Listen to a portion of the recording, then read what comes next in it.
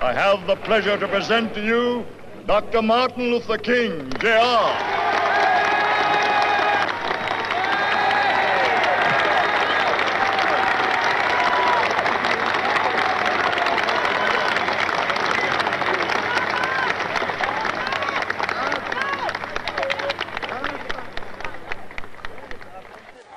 Happy to join with you today in what will go down in history as the greatest demonstration for freedom in the history of our nation.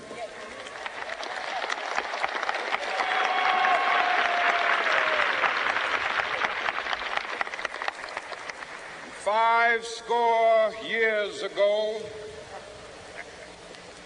a great American in whose symbolic shadow we stand today signed the Emancipation Proclamation. This momentous decree came as a great beacon light of hope to millions of Negro slaves who had been seared in the flames of withering injustice. It came as a joyous daybreak to end the long night of their captivity. But 100 years later, the Negro still is not free. 100 years later, the life of the Negro is still sadly crippled by the manacles of segregation and the chains of discrimination. 100 years later, the Negro lives on a lonely island of poverty in the midst of a vast ocean of material prosperity. This nation will rise up and live out the true meaning of its creed. We hold these truths to be self-evident, that all men are created equal.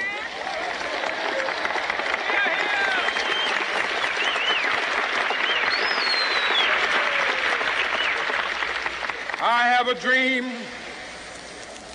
that one day on the red hills of Georgia, the sons of former slaves and the sons of former slave owners will be able to sit down together at the table of brotherhood.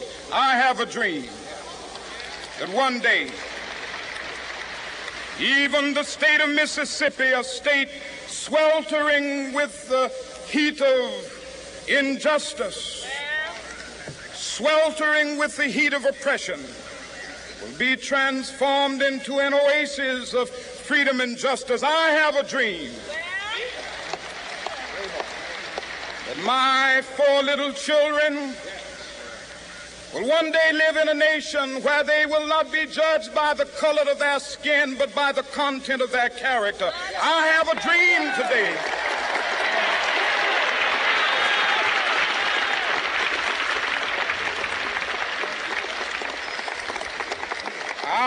a dream that one day down in Alabama, with its vicious racists, with its governor having his lips dripping with the words of interposition and nullification, one day right there in Alabama, little black boys and black girls will be able to join hands with little white boys and white girls as sisters and brothers. I have a dream today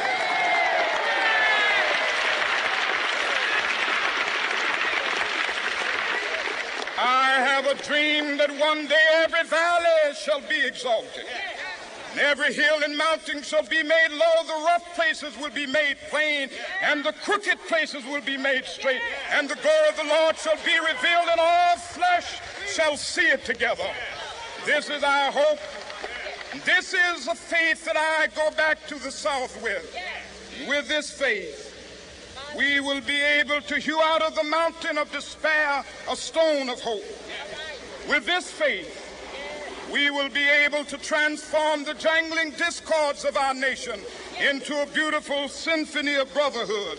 With this faith, We will be able to work together, to pray together, to struggle together, to go to jail together, to stand up for freedom together, knowing that we will be free one day. This will be the day.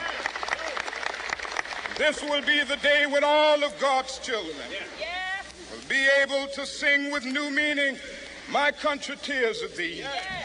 Sweet land of liberty, of thee I sing. Land where my fathers died, land of the pilgrim's pride. From every mountainside, let freedom ring." And if America is to be a great nation, this must become true. And so let freedom ring from the prodigious hilltops of New Hampshire. Let freedom ring from the mighty mountains of New York. Let freedom ring from the heightening Alleghenies of Pennsylvania. Let freedom ring from the snow-capped Rockies of Colorado. Let freedom ring from the curvaceous slopes of California. Not only that, let freedom ring from Stone Mountain of Georgia. Let freedom ring from Lookout Mountain of Tennessee.